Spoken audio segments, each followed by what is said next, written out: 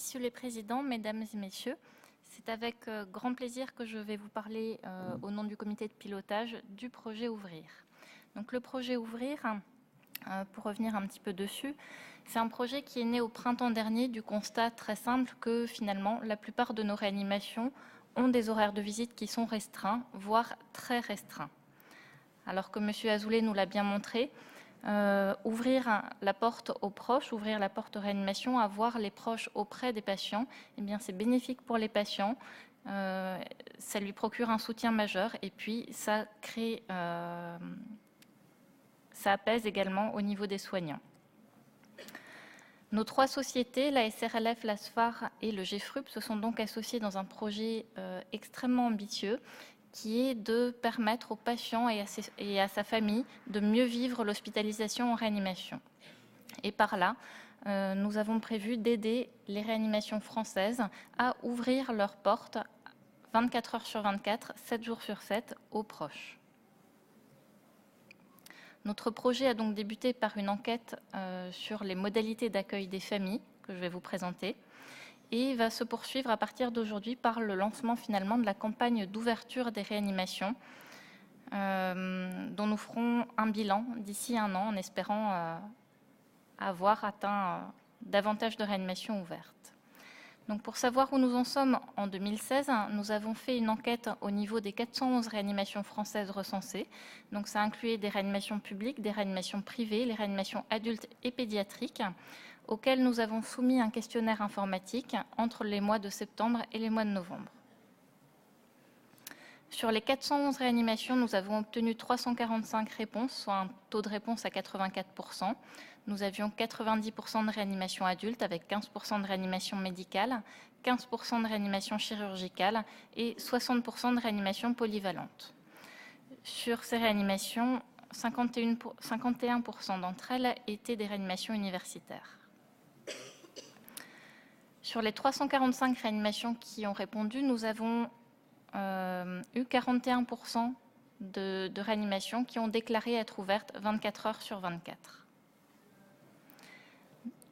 Pour les principales caractéristiques des réanimations qui ont répondu, il y avait en moyenne 14 lits de réanimation, 6 lits de soins continus, un nombre moyen d'admissions par an de 650, un IGS-2 moyen à 45 et une durée moyenne de séjour de l'ordre de 8 jours.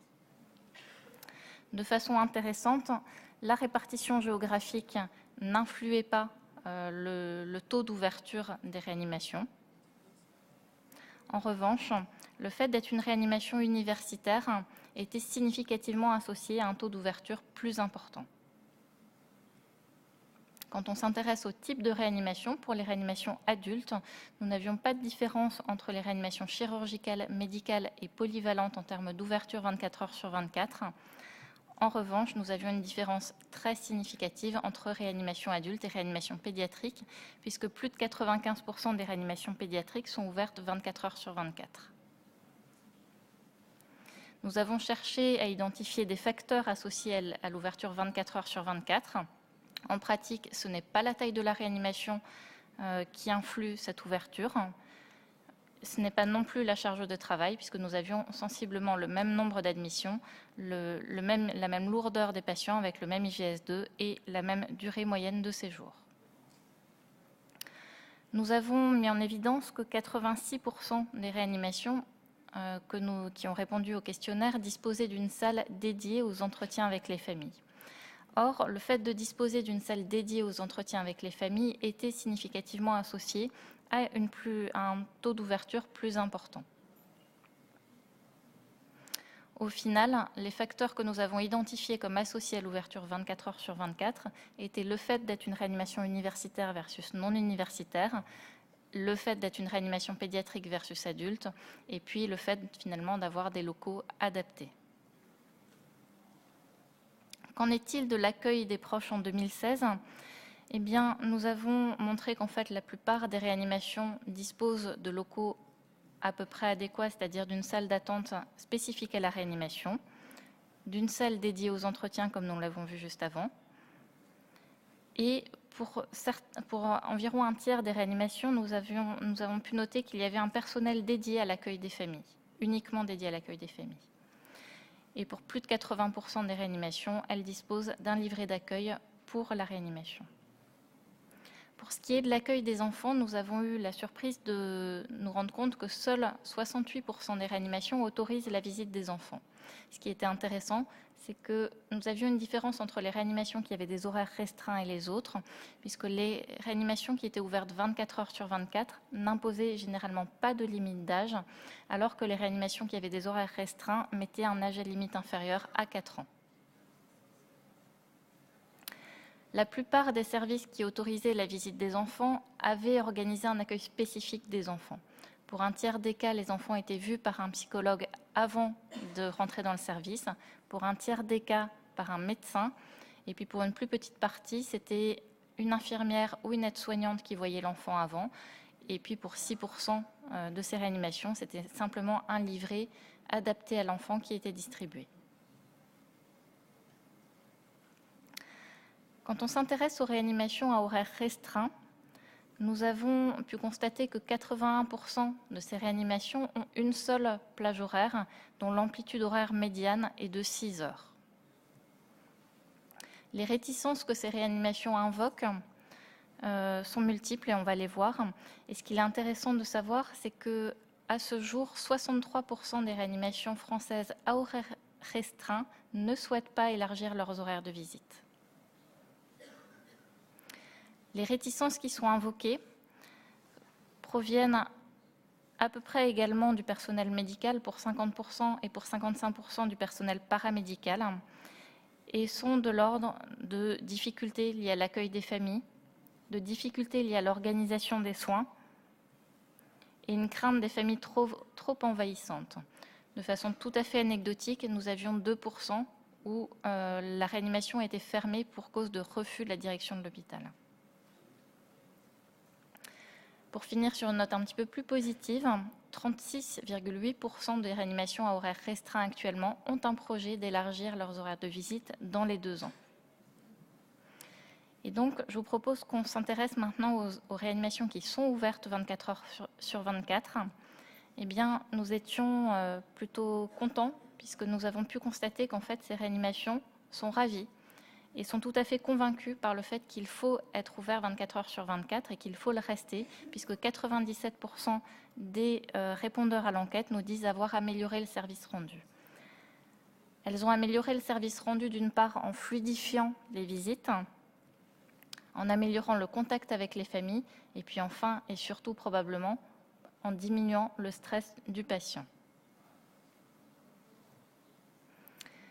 Un certain nombre de services, 10 seulement sur l'ensemble de ceux qui sont ouverts 24 heures sur 24 et qui ont répondu à l'enquête, ont rapporté des problèmes, avec pour environ un tiers des plaintes médicales ou paramédicales, pour environ un tiers des plaintes liées à l'accueil des familles, et le dernier tiers, c'était des familles qui étaient jugées trop envahissantes par le personnel médical ou paramédical. Sur l'ensemble des services actuellement ouverts, un seul a signalé vouloir restreindre ses horaires. Nous nous sommes posé la question de comment ces services sont ouverts. Et en fait, la question était probablement assez difficile, puisque parmi les services ouverts, un certain nombre d'entre eux le sont depuis de nombreuses années. Et finalement, depuis de nombreuses années, plus personne ne se souvient comment le service a ouvert. Ça s'est fait probablement assez naturellement pour certains d'entre eux. Et puis, pour ceux qui ont fait autrement, eh bien, on avait 29% de ces services qui ont créé un groupe de travail avec généralement un référent médical et un référent paramédical. Et un cinquième de ces services sont passés par une phase test. C'est-à-dire, si vous êtes convaincu, on continue. Si vous ne l'êtes pas, on arrête dans 6 mois, 1 an. Nous vous proposons maintenant, en 2017, de nous suivre dans notre projet et d'ouvrir vos réanimations. Pour cela, nous vous avons dressé la carte de France des réanimations actuellement ouvertes que vous pouvez retrouver sur le site internet ouvrir.org. Il y a 41% de réanimations actuellement en vert, le reste en rouge, et nous espérons d'ici 1 an arriver à avoir bien plus de points verts que de points rouges. Pour vous accompagner, nous vous proposons des clés pour réussir votre ouverture, que vous trouverez sur le site internet, des services référents dans chaque région pour vous accueillir et pour vous conseiller, des témoignages médicaux et paramédicaux également sur le site et un suivi personnalisé par le comité de pilotage Ouvrir à la demande. Et puis nous vous proposons surtout de faire un bilan de tout cela fin 2017. Nous vous proposons dans l'immédiat aussi de venir nous retrouver sur les stands jeunes et infirmiers et puis de venir consulter notre site internet.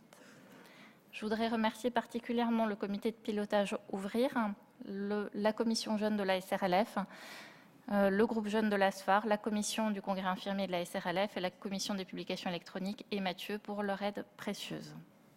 Je vous remercie pour votre attention.